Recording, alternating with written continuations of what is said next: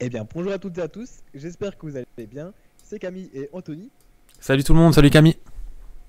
et aujourd'hui on se retrouve pour une nouvelle vidéo où on va vous présenter Bard, qui est le nouvel IA, le nouveau outil qui permet de générer pas mal de choses. On va voir ça ensemble. C'est un outil en comparaison qui ressemble énormément à ChatGPT, et on va voir ça du coup en détail dans cette vidéo. Mais avant ça, on vous présente Hostinger. Donc comme d'habitude, c'est le partenaire de cette vidéo. Alors si on accepte les partenariats avec Hostinger, c'est évidemment parce qu'on utilise nous-mêmes leurs services depuis des années maintenant et on est très très satisfait. Donc voilà, c'est un hébergeur qui permet du coup de mettre en ligne des sites web. Il propose plusieurs formules, vous avez le lien en description. On va faire un petit tour de ces formules-là. Donc il y a la formule single qui permet de mettre un seul site en ligne. On a la formule premium qui permet de mettre jusqu'à 100 sites en ligne, la formule business qui est la formule premium mais un peu plus performante, où là vraiment vous allez avoir beaucoup plus d'espace, vous allez avoir pas mal d'options supplémentaires. Et la formule startup, là c'est vraiment quand vous souhaitez lancer un business et que vous avez plusieurs sites de clients à héberger, vous pouvez mettre jusqu'à 300 sites web dessus. Et donc voilà, c'est un serveur qui est beaucoup plus puissant, avec beaucoup plus de fonctionnalités. Donc ça c'est vraiment si vous avez déjà pas mal de sites à héberger. Et dans tous les cas, avec toutes les formules, vous avez pas mal d'avantages avec Hostinger.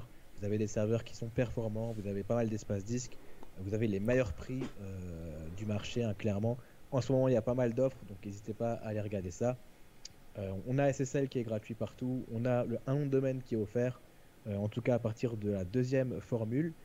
Et voilà, vous avez pas mal d'avantages, notamment en termes de sécurité, c'est très sécurisé. Vous avez des mises à jour automatiques, vous pouvez mettre en place pas mal de choses, des sauvegardes aussi automatiques. Donc si vous voulez revenir en arrière sur plusieurs jours, vous pouvez le faire sans problème. Et Hostinger développe de plus en plus leur propre IA, ou connecte pas mal d'IA à leur service. Et ça, c'est aussi un avantage par rapport à la concurrence, c'est qu'ils sont vraiment à jour là-dessus. Et c'est un peu le thème de la vidéo, donc ça tombe bien. Et donc voilà, on vous invite vraiment à checker ça. Là, on va partir par exemple sur la formule premium.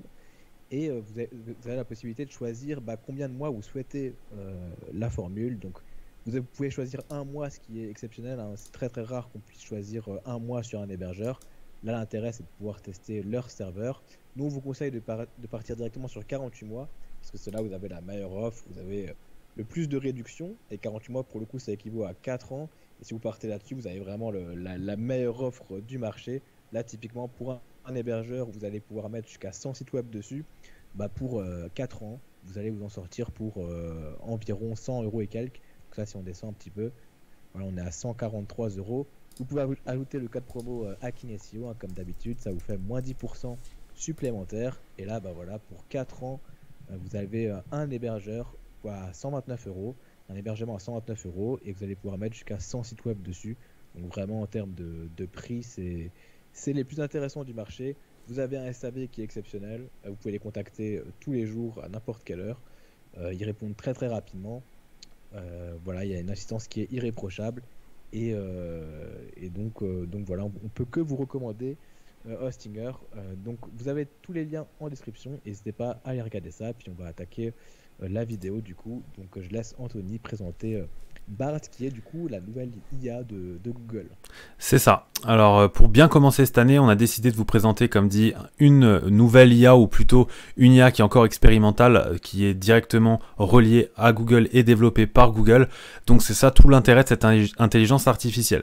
Déjà, ce qu'il faut savoir, c'est que oui, c'est une réponse de Google contre ChatGPT, ou plutôt en réponse à ChatGPT, et évidemment, ils ont développé des fonctionnalités qui sont encore plus poussées, ou du moins en tout cas plus axé Google et SEO. Vous allez voir pourquoi, puisque on a souvent tendance à dire que les IA vont faire mourir le SEO, notamment celle de Google, et pourtant en fait ça va juste être une nouvelle manière de faire, on va dire une nouvelle méthode qu'il va falloir prendre dans vos mains, et surtout savoir l'utiliser. Pourquoi on présente cette IA? Tout simplement puisque plus vous allez la prendre en main tôt, plus ce sera simple pour vous de prendre de l'avance sur les autres, puisque comme on l'avait déjà dit l'année dernière, si vous maîtrisez les IA, vous avez déjà, quoi qu'il arrive, des points de bonus par rapport aux autres qui ne l'utilisent pas, et ça va créer des gros différentiels. Ici, Bard se positionne un peu comme ChatGPT d'un point de vue interface. Vous avez des channels de discussion sur la gauche. Donc là, vous pouvez créer des discussions, on va le faire juste après. Et vous avez ici un peu l'explicatif de comment ça fonctionne. On va pouvoir faire beaucoup de choses avec Bard qu'on ne peut pas faire avec ChatGPT. Et vous allez voir qu'il y a pas mal de fonctionnalités natives qui ne sont pas dans ChatGPT et qui sont totalement gratuites. Et c'est ça aussi l'intérêt de cette vidéo. En tout cas, à l'heure où on se parle, Bard est totalement gratuit en version expérimentale. Donc n'hésitez pas à aller l'utiliser, que ce soit pour vous amuser ou pour vos business. Ça peut être très très utile. D'ailleurs, en parlant de ça, on va utiliser un sujet dans cette vidéo spécifique. On avait décidé avec Camille de toute façon de vous donner un cas concret parce que sinon ça n'a pas trop d'intérêt de vous faire une vidéo de présentation juste sur une IA.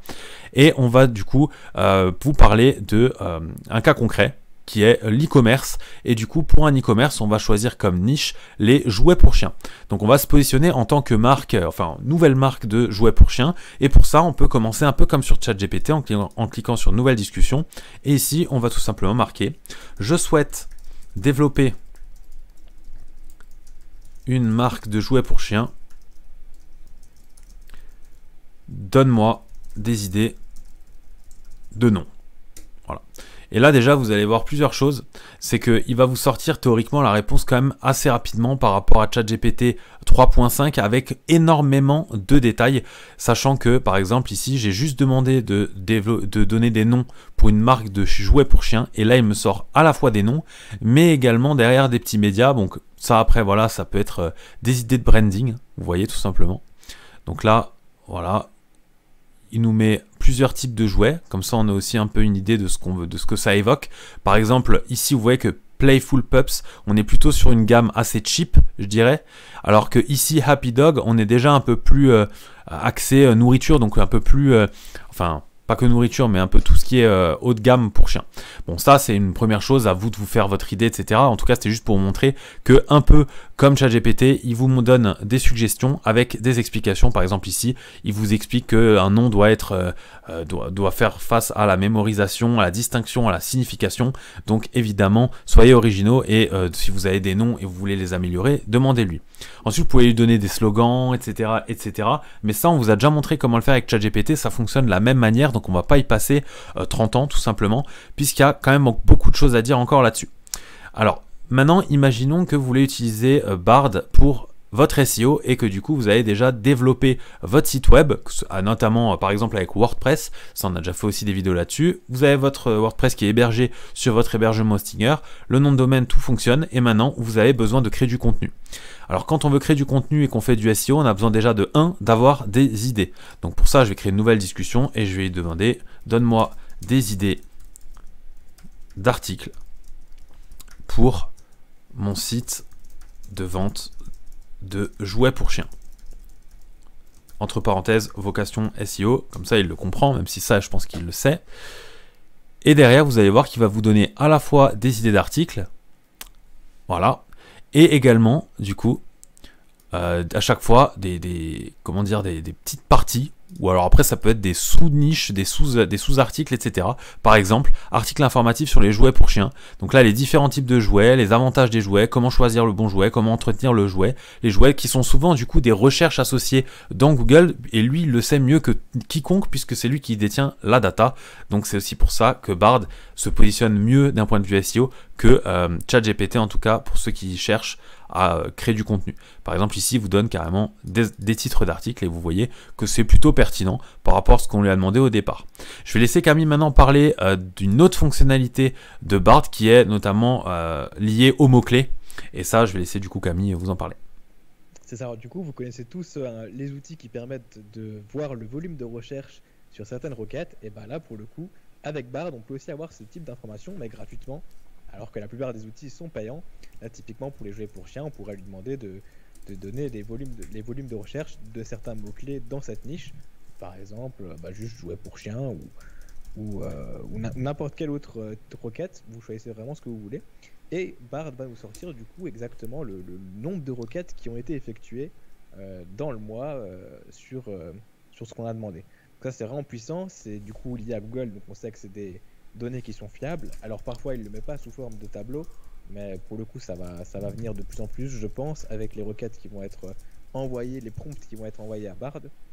Et donc ça, c'est vraiment des données qui vont être fiables, et parce qu'elles sortent de Google. Donc là, typiquement, on a les volumes de recherche pour ce type de requête. Donc c'est vraiment très bien. On a également le KD et on peut exporter directement ces données-là vers Google Sheets. Donc ça aussi c'est très très pratique. Donc pour rappel, un Google Sheets c'est l'Excel de Google. Et bah, pour faire vos tableaux de mots-clés, bah, ça peut être très très utile. Et ça, bah, voilà, c'est vraiment un gros avantage aussi de cet outil-là. C'est qu'il est relié à Google parce que c'est Google qui l'a développé. Et pour le coup, bah, pour le SEO, c'est vraiment très très bien. Et si jamais, petite fonctionnalité aussi, on n'en a pas encore parlé, mais sur toutes les prompts que vous envoyez, vous pouvez afficher d'autres suggestions de prompts tout en haut.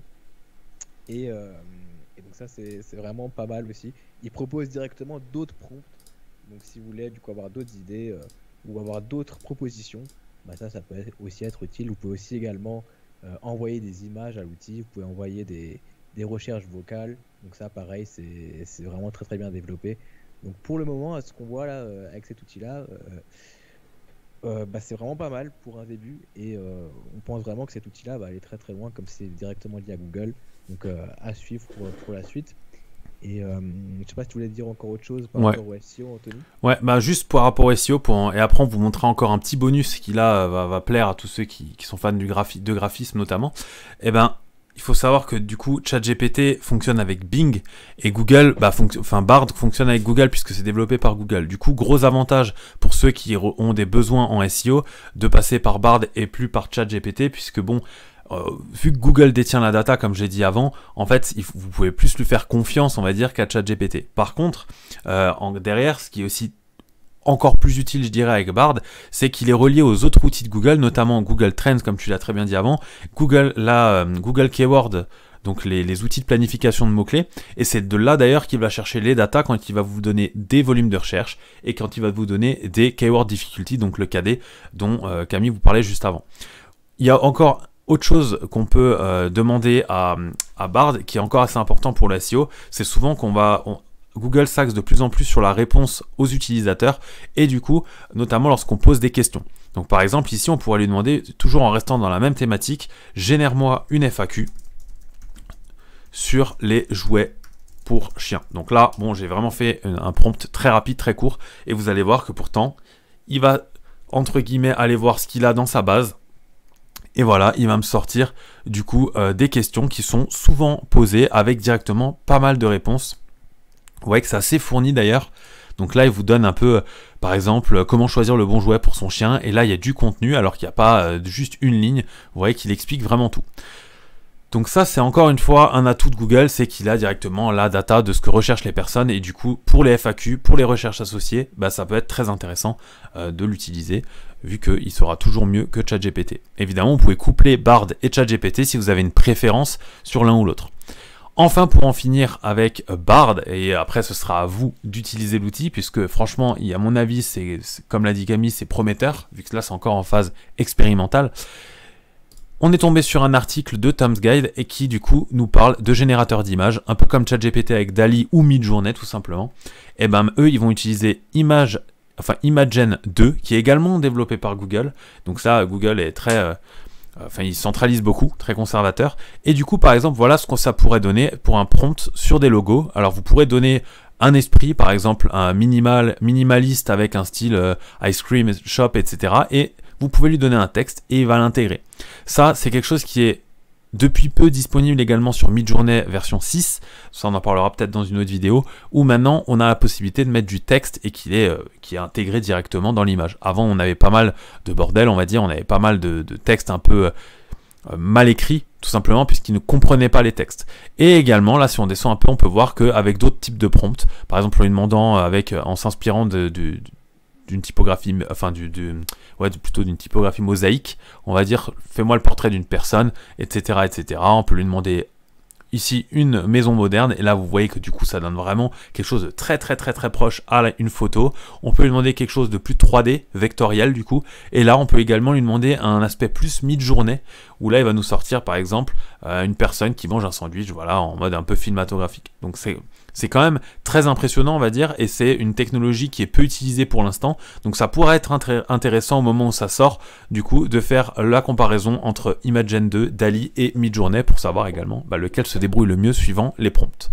Voilà, en tout cas, on espère que cette vidéo vous a plu, qu'on vous a fait découvrir cet outil si ce n'était pas encore le cas et qu'on vous a un peu conforté, on va dire, dans l'utilisation pour ceux qui l'utilisent déjà. Nous, on sait qu'on va l'utiliser de plus en plus quand même pour apprivoiser en fait ce qui va se faire tout au long de cette année. Encore une fois, on a 2 chaînes respectives, Akadev pour ma part avec le développement web, enfin plus axé au développement web, et WP Sensei plus axé du coup WordPress et tout ce qui est même des fois un peu de développement WordPress ou des fonctionnalités du plugin qui là est dirigé par Camille. Et du coup vous avez un peu le 360 où Hacking SEO on est vraiment axé SEO. WP Sensei c'est du SEO et du WordPress, et Akadev c'est vraiment du développement avec certaines fonctionnalités SEO également. Donc voilà, si cette vidéo vous a plu, n'hésitez pas à laisser un pouce bleu et à vous abonner à la chaîne. On répond aussi souvent aux commentaires lorsqu'on peut, évidemment. Encore une fois, dans la description, n'hésitez pas, l'offre Hostinger actuelle est au plus bas, donc allez-y. Enfin, c'est la plus belle offre qu'il y a actuellement, donc allez-y. Le code promo Hacking SEO est dans la description. C'était Anthony Klinger de la chaîne Hacking SEO. Ciao Camille, ciao tout le monde. Ciao Anthony, ciao tout le monde.